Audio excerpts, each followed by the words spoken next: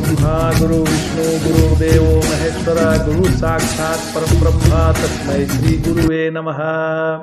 ओम नमो ब्रह्म दिव्यो ब्रह्म विद्या संप्रदाय कृतभ्यो वंश ऋषिभ्यो महद्भ्यो नमो गुरुभ्यः। सर्वपल्लरहिता प्रज्ञान घनः पटगर्धो ब्रह्मेवामस्मि। ओम नारायणं पद्भुं वसिष्ठं शक्तिं च तत्पुत्रं पराशरं च व्यासं सुगम गौड़पदं योगीन्द्र महांतम गोविंद रघुन्द्रमथास शिष्यम श्री शंकराचार्य मथास्पदपादम च हस्तामलकम च शिष्यम तम तोटकम वार्तिकालमन्नास्मद गुरु संततो मानतो अस्मि। श्रुति श्रुति पुराणानाम आलयम करुणालयम नमामि भगवत्पादम शंकरम लोकशंकरम शंकरम शंकराचार्यम केशवम बादरायणम सूत्रभास्कृतो वंदे भगवन्तो पुनः पुनः। ईश्वरो गुरुरात्मेति मूर्तिभेदि विभागिने व्योमवप्ताय देहाय दक्षिणामूर्तये नमः। ओम श्री गुरुभ्यो नमः। ओम श्री परमात्मने नमः। हम लोग गीता के 5वें अध्याय का अध्ययन कर रहे हैं। नारायण आनंदो ब्रह्म विज्ञानमानंद ब्रह्म स्वप्रकाशमानंद घनमा। आनंद ब्रह्म है, विज्ञान आनंद ब्रह्म है, स्वप्रकाश आनंद घन है इत्यादि श्रुतियों से ब्रह्म में स्वरूप से आनंद रूपत्व होने पर भी मिथ्या जड़ दुख स्वरूप, मिथ्या जड़ दुख स्वरूप प्रपंच के साथ संबंध है। इसलिए कहीं दुख के लेस का संबंध हो जाए ऐसी शंका होने पर कहते हैं कि नहीं, माया मात्र मिदद्वैतम, मतलब माया मात्र यह द्वैत है, क्योंकि अन्य असत है। द्वैत की सिद्धि है ही नहीं, एकमेवा द्वितीयम, अद्वितीय आत्मा ही सिद्ध है। द्वैत सिद्ध नहीं है, अद्वितीय जो आत्मा है वही सिद्ध है, एकमेवा द्वितीयम। तो ब्रह्म का मिथ्या भूत प्रपंच से संबंध न होने से सदा सर्वत्र एक रसत्व है। अगले श्लोक में भगवान यह बतलाते हैं कि ब्रह्मवेता कहाँ स्थित होता है। तो भगवान कह रहे हैं न प्रणश्येत प्रियम प्राप्य नो द्विजेत प्राप्य चा प्रियम स्थिर बुद्धिर सम्मूढ़ो ब्रह्मविद ब्रह्मणि स्थितः। अर्थात जो प्रिय की प्राप्ति में प्रसन्न और अप्रिय की प्राप्ति में अप्रसन्न नहीं होता, क्योंकि वह स्थिर बुद्धि वाला है और मोह रहित है, ऐसा ब्रह्मवेता ब्रह्म में स्थित है। तो स्थिर बुद्धि जिसकी बुद्धि संशय रहित है, अथवा जिसे ऐसा दृढ़ निश्चय है कि मुझे बोध हो गया है इसलिए विक्षेप मेरा कुछ नहीं कर सकता। अच्छा, असम्मूढ़ होता है, संसार सत्ता शून्य है, ऐसा अनुभव होने के कारण जिसे मोह नहीं होता उसको असम्मूढ़ कहा जाता है। अब ब्रह्मविद क्या है? तो निसंदेह बोधवान वही ब्रह्मविद है जिसे ऐसा अनुभव है कि स्वरूप सत्ता से भिन्न कुछ भी नहीं है। और ब्रह्मणि स्थितः मतलब ज्ञान निष्ठ है, जिसकी बोध वृत्ति कभी नष्ट नहीं होती। तो यहाँ स्थिर बुद्धि और असमूढ़ ये ब्रह्मविद के ही विशेषण है, परंतु ब्रह्मणि स्थितः केवल ब्रह्मविद नहीं हो सकता, ऐसा तो ब्रह्मनिष्ठा होने पर ही होता है। बुद्धि उसकी स्थिर हो सकती है जिसे ठीक ठीक विवेक हुआ हो। तो ब्रह्मविद के लिए ज्ञान देव तू कैवल्यम कहा जाता है। तो ब्रह्मणि स्थितः ब्रह्म संस्थो मृतत्वमेति है। तो जिसमें ये उपयुक्त चारों विशेषता हो वही राग द्वेष से बच सकता है। ध्यान देना जरूरी है कि स्थिर बुद्धि होने से राग द्वेष दूर नहीं होते। जो स्थिर बुद्धि है वह जरूरी नहीं कि विवेकी और बुद्धिमान भी हो।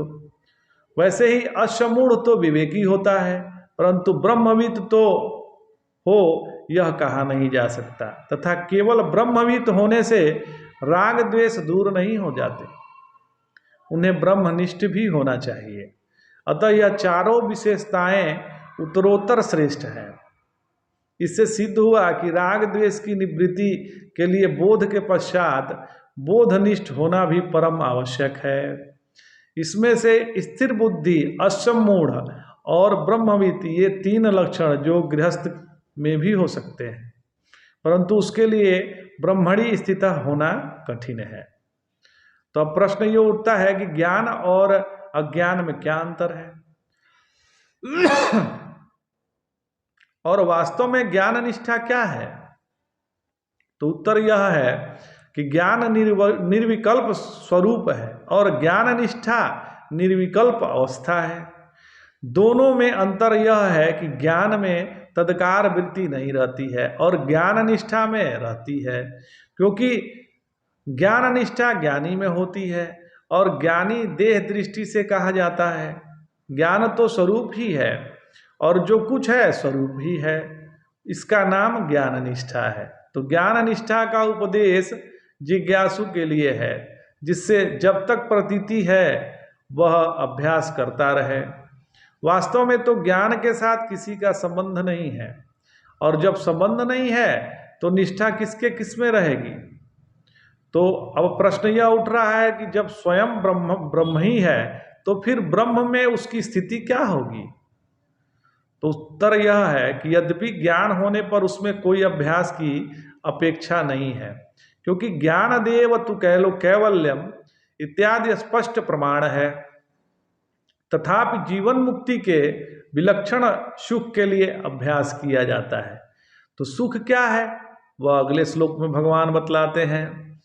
भगवान कह रहे हैं, वाह स्पर्शेश्व शक्तात्मा विद्यात्मनि यत् सुखम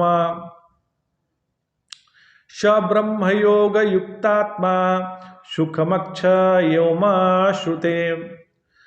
अर्थात बाह्य विषयों में जिसका मन आसक्त नहीं है, ऐसा पुरुष आत्मा का साक्षात्कार करने पर आत्म साक्षात्कार जनित सुख का अनुभव करता है, और यही वही ब्रह्म योग युक्त आत्मा होकर अच्छे सुख को प्राप्त करता है।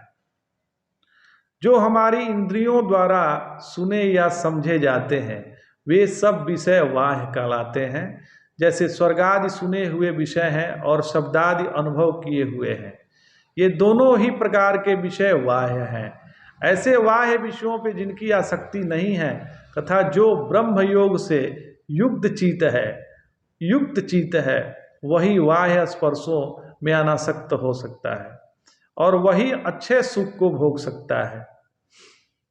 तो इंद्रियों से जो भोग किया जाता है उन भोग पदार्थों में जो आसक्त नहीं है उसको अपने आप में एक निर्वचनीय सुख का अनुभव होता है।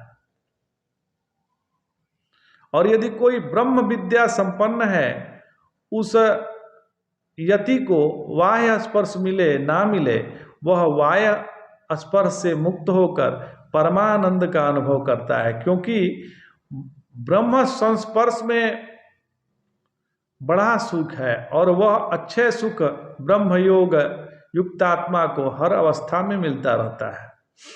तो सुख का स्वरूप क्या है? तो उत्तर यह है कि सुख का अनुभव तो होता है पर वो इंद्रिय ग्राह्य नहीं है। सुख को श्रुतियों में परमात्मा का स्वरूप बतलाया गया है और वही भक्तों को अभीष्ट है। वेदांत की दृष्टि में तो सुख भी हेय है, वेदांती को उसका भी त्याग करना चाहिए। तो प्रश्न यह है कि सुख का त्याग करने पर भी तो सुख ही मिलता है। हाँ, ऐसा होता है, परंतु उसकी इच्छा लाखों में से एक को ही होती है। उसी के बारे में गोसाई जी कहते हैं, तुलसीदास जी कहते हैं, तात स्वर्ग अपवर्ग सुख धैर्य तुलाय कंग सब मिली होई न ताहि समा जो सुख लव सत्संग। यहाँ पर सत्संग से परम सुख उपलब्ध होने की बात की जा रही है, परंतु यदि उस सत्संग श्रवण से, उस पर मनन द्वारा जो ज्ञान मोक्ष प्राप्त होता है वह तो उस सुख से अनंत कोटि वाला है महाराज। वह बिरले को मिलता है। आत्म सुख उसका भी त्याग करने पर ही मिलता है। तो सत्संग का दो अर्थ है, संतों का संग और सत मने आत्मा का संग। आत्मा ही सत है, यहाँ सही अर्थ ग्रहण करना चाहिए। एक लव मात्र आत्माकार वृत्ति को ही यहाँ सत्संग कहा गया है। गुरुदेव के उपदेशों या संतों के संग से तो यह ज्ञान हो जाता है कि आत्मा बोध स्वरूप है, परंतु एक आसन पर बैठकर असंगता का अभ्यास किए बिना यह अनुभव नहीं होता कि आत्मा आनंद स्वरूप भी है। वह आत्मा आनंद ही ब्रह्मानंद है, और जब तक उसकी अनुभूति नहीं होगी तब तक विषयानंद का आकर्षण समाप्त नहीं होगा। तो जीवन मुक्ति के आनंद में और ब्रह्मानंद में क्या अंतर है? तो दृश्य प्रतीति होते हुए भी उसे सत्ता शून्य देखना जीवन मुक्ति का आनंद है, तथा संकल्प विकल्प का त्याग करके अचिंत्य हो जाना ब्रह्मानंद है। इसी को शून्य साक्षित्व या वर्तमान में स्थित रहना कहते हैं, क्योंकि सारे प्रपंच तो भूत भविष्य के ताने बाने में है। तो आनंद आत्मा में है या अनात्मा में? आनंद जो है वो आत्मा में ही है कि अनात्मा में है? तो आनंद न आत्मा में है न अनात्मा में है। आनंद नाम की कोई वस्तु नहीं है। यदि आत्मा में आनंद हो तो हम सभी वही हैं, अतः सभी को आनंद में होना चाहिए, पर ऐसा होता नहीं है। और यदि अनात्मा में आनंद हो तो सभी पदार्थों में आनंद होना चाहिए, लेकिन ऐसा दिखाई नहीं देता है। किंतु ऐसा देखने में दिखता नहीं है। एक ही पदार्थ, जैसे दूध ले लिया जाए तो किसी को उसे ग्रहण करने में आनंद आता है, किसी को नहीं आता है, किसी को देखते ही उल्टी होने लगती है। इसी प्रकार अन्य वस्तुओं को भी समझना चाहिए। इसलिए आनंद न आत्मा में है न अनात्मा में है। आनंद तो आसक्ति में है। विषयों में आसक्ति होने पर उसमें आनंद जान पड़ता है, और आत्मा में आसक्ति हो तो आत्मानंद की स्फूर्ति होने लगती है। इस आनंद का त्याग करने पर जो स्थिति बनती है वही तुर्यगा है। अभ्यास काल में आनंद की स्फूर्ति होने पर उसको रसास्वाद कहकर उसे असंग रहने को कहा है। गीता के 14वां अध्याय के 6ठे श्लोक में सुख को ही बंधन बतलाया गया है। यदि व्यतिरेक दृष्टि से देखें तब भी आनंद अपना स्वरूप नहीं हो सकता, क्योंकि उसमें भिन्न रूप से अनुभव होता है। ऐसा कहा भी जाता है कि मुझे बड़ा आनंद हुआ, इसलिए आनंद अपना स्वरूप नहीं हो सकता। वह दृश्य कोटि में आ जाता है। स्वरूप का कोई एक लक्षण नहीं है, क्योंकि सभी लक्षण उसी के हैं। यदि अन्वय दृष्टि से उसके स्वरूप को कहें तो आनंद ही क्या, दुख भी अपना ही स्वरूप है, सारा दृश्य अपना ही स्वरूप है। अतः आत्मा जो सच्चिदानंद स्वरूप कहा गया है या कहा जाता है, वह असत जड़ दुख स्वरूप दृश्य की अपेक्षा से जिज्ञासु को समझाने के लिए है। नहीं तो स्वरूप और रूप क्या, वह तो स्वयं ही है। बोध में दुख नहीं, इसलिए आनंद भी नहीं। निषेध वृत्ति करने पर जिज्ञासु को निर्विकार सत्ता में आनंद होता है।